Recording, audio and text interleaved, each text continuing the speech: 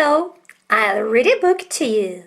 The Smartest Giant in Town. Let's begin. I will open the book. This is George. He's a giant. He's very big.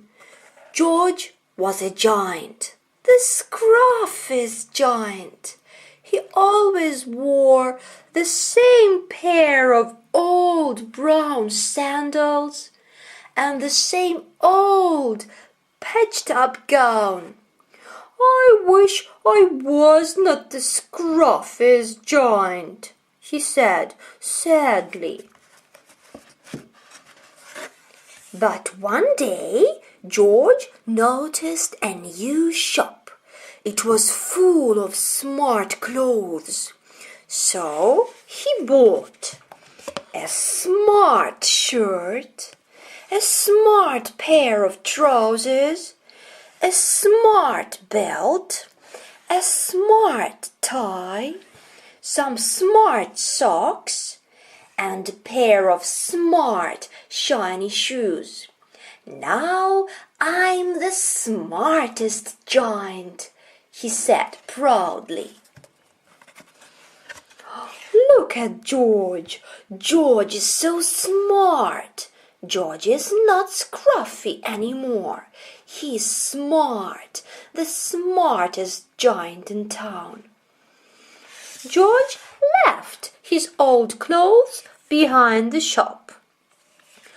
But he was about to go home when he heard a sound.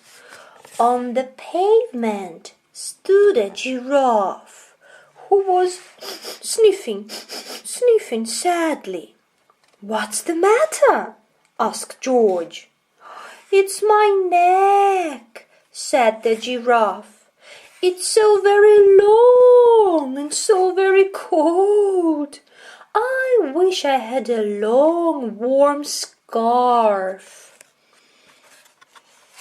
Cheer up, said George, and he took off his tie. Look, here George is wearing a tie, but George took off his tie and gave it to the giraffe. George wound it round and round the giraffe's neck. It made a wonderful scarf. Thank you, said the giraffe. As George strode towards home, he sang to himself.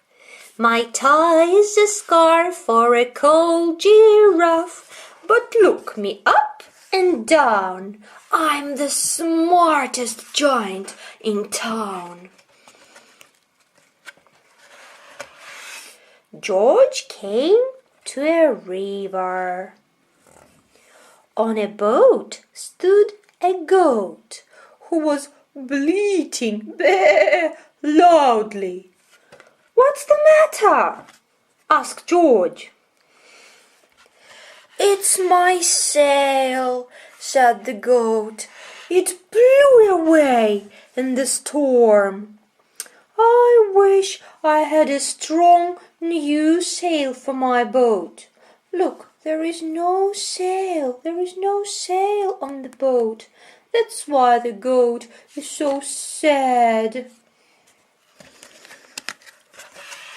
Cheer up, said George, and he took off his shirt, his new white shirt, and tied it to the mast of the goat's boat. It made a magnificent sail. Thank you, said the goat. George strode on, stump, stump, stump, singing to himself.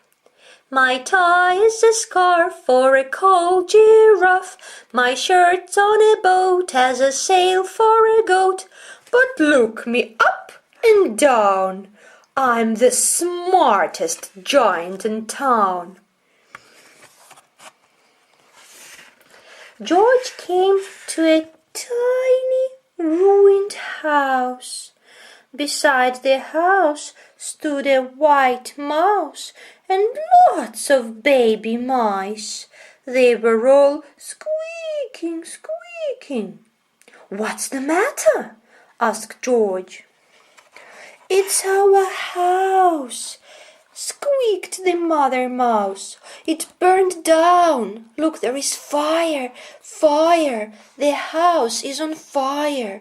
The house burned down.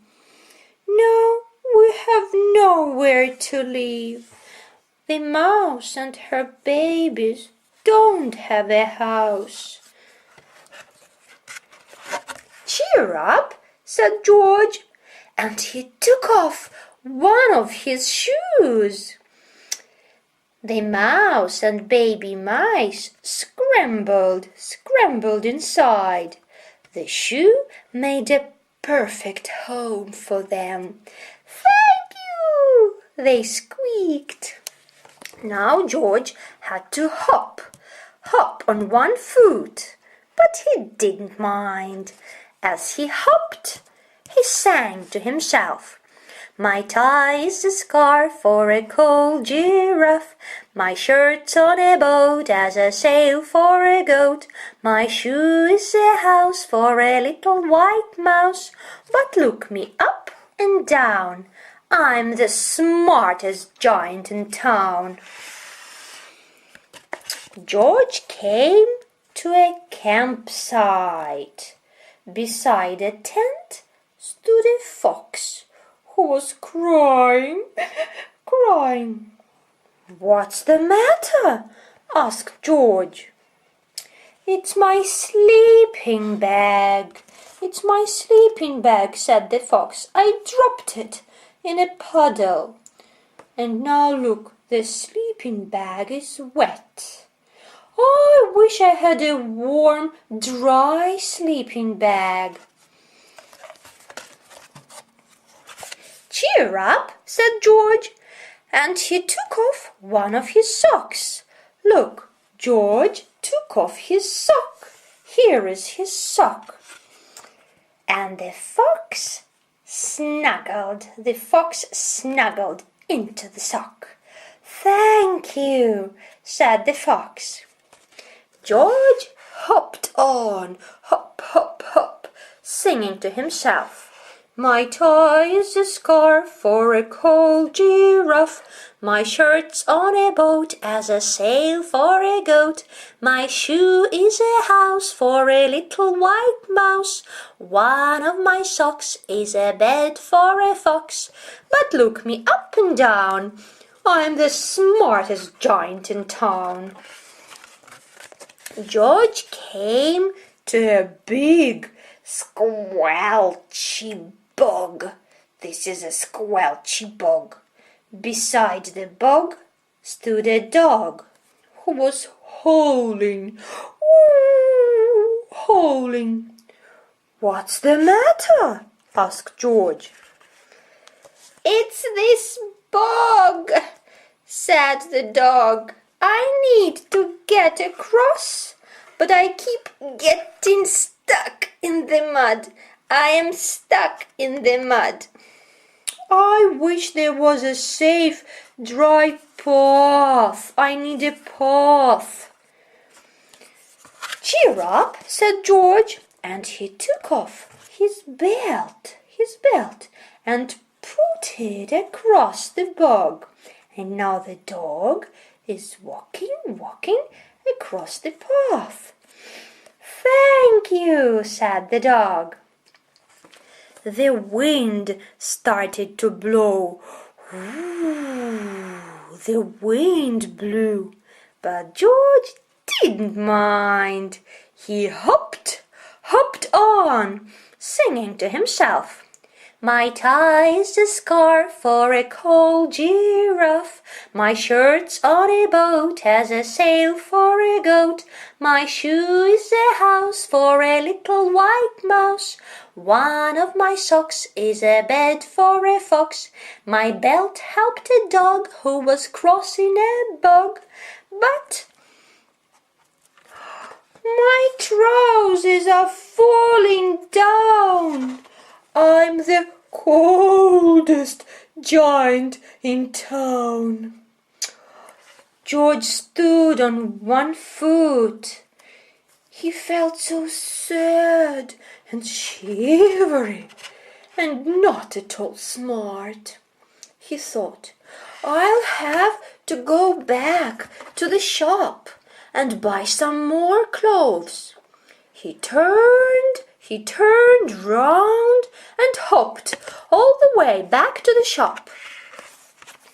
But when he came to the shop, it was closed. Oh no! cried George. He sat on the doorstep and a tear ran down his nose. He felt as sad as all the animals he had met on his way home. But then George saw something familiar poking out. Look, his sandals. My gown! He yelled. My dear old gown and sandals! George put them on, put on the sandals, put on the gown. They felt wonderfully comfortable. I'm the coziest giant in town, he cried, and he danced back home along the road. Outside his front door stood all the animals he had helped. They were carrying a big and enormous box with a present. Come on, George, they said. Open it! Open it! George untied the ribbon, and inside was a beautiful gold paper crown and a postcard. Look inside the card, said the animals. George put the crown on his head and opened the card. Look, here is the card. Your tie is a scarf for a cold giraffe. Your shirt's on a boat as a sail for a goat. Your shoe is a house for a little white mouse. One of your socks is a bed for a fox. Your belt helped the dog who was crossing a bog. So here is a very fine crown to go with the sandals and gown of the kindest giant in town. George is very kind. The end. Bye-bye.